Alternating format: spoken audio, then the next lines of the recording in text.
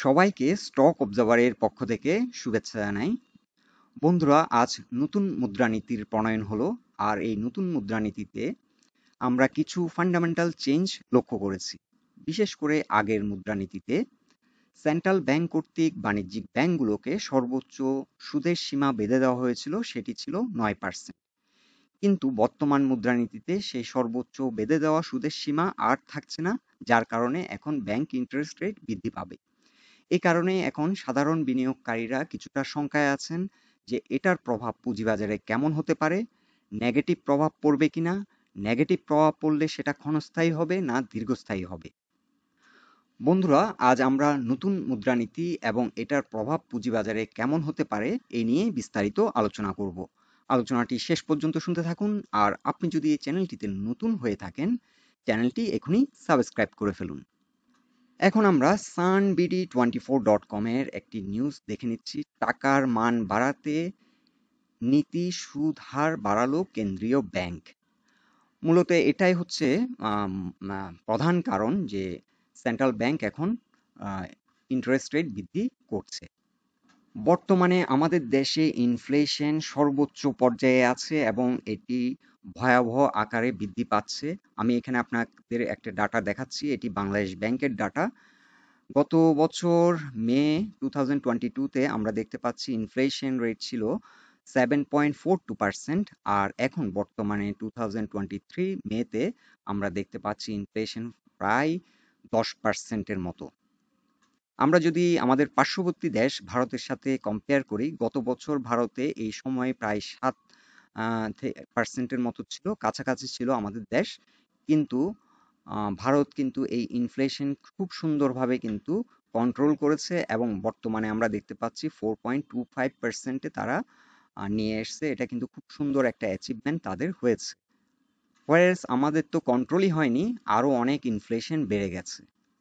মূলত central bank একটি মুদ্রা সংকোচন নীতি অনুসরণ করেছেন ইনফ্লেশন কন্ট্রোল করার জন্য।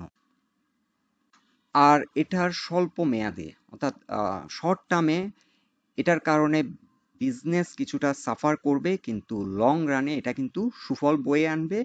ইনফ্লেশন হয়তো কিছুটা কমবে। পৃথিবীর বিভিন্ন দেশে ইনফ্লেশন কন্ট্রোল করার জন্য সেন্ট্রাল ব্যাংক কিন্তু অন্যতম গুরুত্বপূর্ণ ভূমিকা পালন করে। এখন আমি প্রথম আলোর আরেকটি গুরুত্বপূর্ণ নিউজ আমি আপনাদের সাথে শেয়ার করছি। ব্যাংক ঋণের সুদ হার হবে সর্বোচ্চ 10.12%।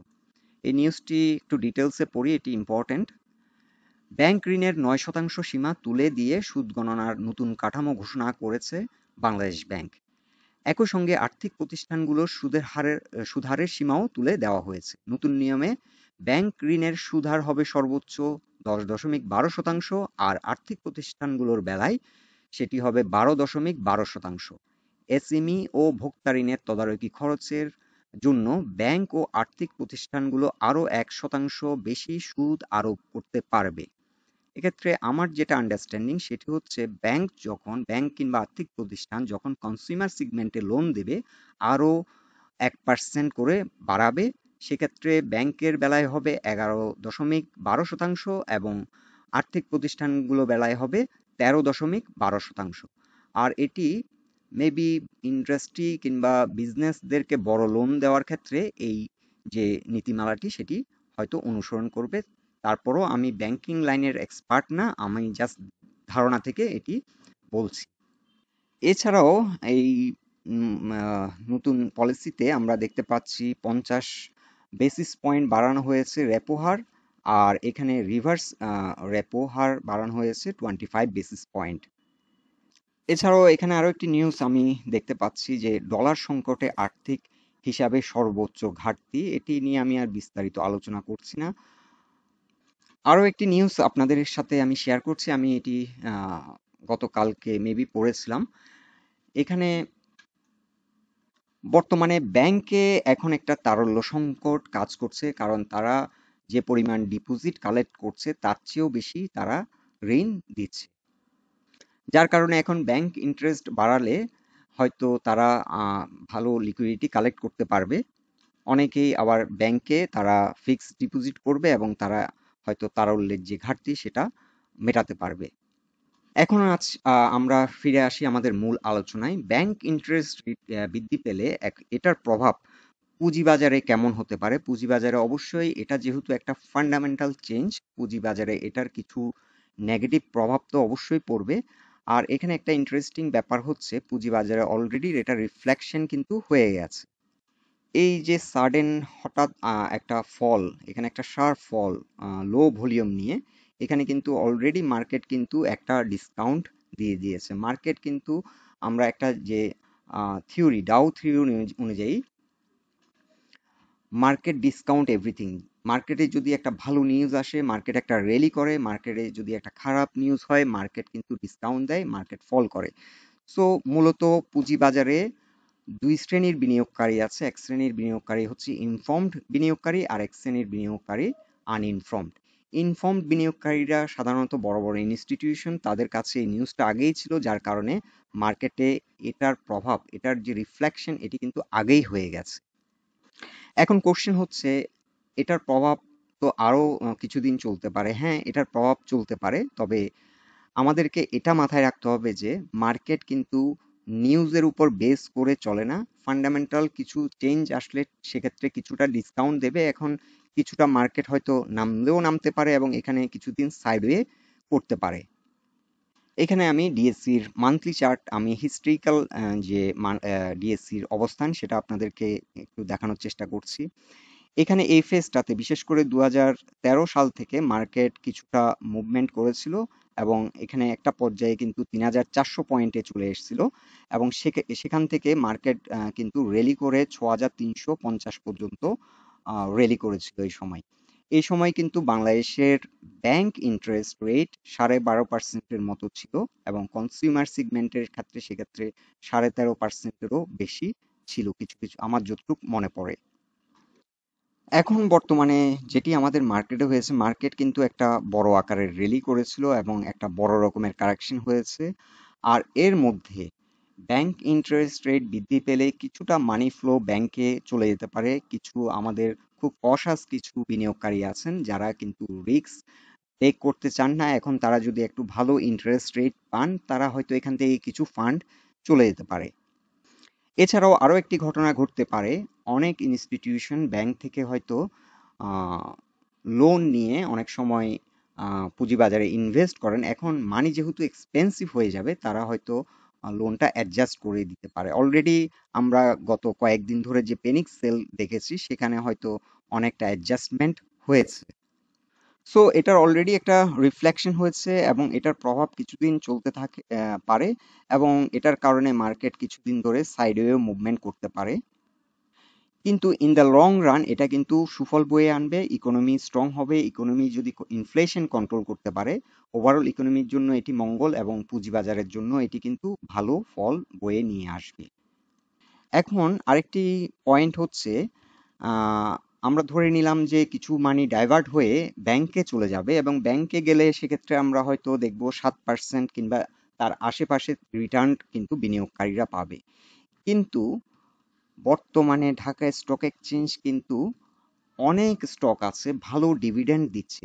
যেমন আমি একটি স্টক আপনাদেরকে নামও মেনশন করতে পারি। আমরা এখন বর্তমানে লাফার্জ যে স্টকটি, সেটি দেখতে পাচ্ছি যে ইয়ারলি 7% ডিভিডেন্ড ইল্ড হচ্ছে। এখন মার্কেটে যদি ভালো লিকুইডিটি দেওয়া হয়, এক্ষেত্রে যারা এই স্টকটিতে ইনভেস্ট করেছেন তারা কিন্তু 7%-এর মতো রিটার্ন কিন্তু পাবেন। প্লাস মার্কেট যদি ভালো হয়, ডাইনামিক হয় এবং মার্কেটে যদি ঠিক মতো লিকুইডিটি দেওয়া হয়, সেক্ষেত্রে কিন্তু ক্যাপিটাল গেইন হওয়ারও সম্ভাবনা থাকে। এছাড়া অনেক ভালো ভালো মানের স্টক আছে যেগুলো ইয়ারলি ভালো ডিভিডেন্ড দেয়। এখন আমাদের অনেক বিশেষজ্ঞ হয়তো বলবেন, এটা আমি জানি, যে পুঁজিবাজার খারাপ হয়ে গেছে। এখন নতুন মুদ্রানীতির কারণে ব্যাংক ইন্টারেস্ট বৃদ্ধি পেয়েছে, এই কারণে পুঁজিবাজার খারাপ। এখন তারা কিন্তু একটা খুব ভালো এক্সকিউজ পেয়ে গেছে। তারা বলবে এটার কারণেই মার্কেট খারাপ। কিন্তু মার্কেট যে এতদিন খারাপ ছিল, এতদিন তো ব্যাংক ইন্টারেস্ট কম ছিল। এই জোনটাতে এতদিন ধরে মার্কেট প্রায় ১ বছরের সময় ধরে কিন্তু এখানে একটা কনসলিডেশন ফেজ পার করছে এবং এর আগে প্রায় ৯ মাস ধরে কিন্তু একটা হিউজ ফল করেছিল। তখন তারা কি এক্সকিউজ দিবেন আমি জানি না। তবে এখন কিন্তু সব এক্সকিউজ দিয়ে দিবেন যে নতুন মুদ্রানীতি এই কারণেই মার্কেট খারাপ। এছাড়াও কিছুদিন আগে মিডিয়াতে আমি একটি নিউজ দেখতে পেলাম যে ক্ষুদ্র বিনিয়োগকারীরা মার্কেট ফেলে দিয়েছে। এটা হচ্ছে আরেক বড় প্রতারণা। ক্ষুদ্র বিনিয়োগকারীদের কোনো ক্ষমতাই নেই, একটা স্টককে ৳৫ পর্যন্ত নামানোরও ক্ষমতা নেই। সো তারা মার্কেট কিভাবে ফেলে দিয়েছে। সো এ ধরনের কথাবার্তাও আমাদের দেশে শোনা যায় এবং এটার কিন্তু কোনো প্রতিবাদও হয় না। কোনো একটা পত্রিকায় আমি দেখলাম না যে এটা নিয়ে লিখতে যে ক্ষুদ্র বিনিয়োগকারীদের আসলে ওই অ্যাবিলিটি নেই, ওই ক্যাপাসিটি নেই মার্কেট ফল করানোর মতো।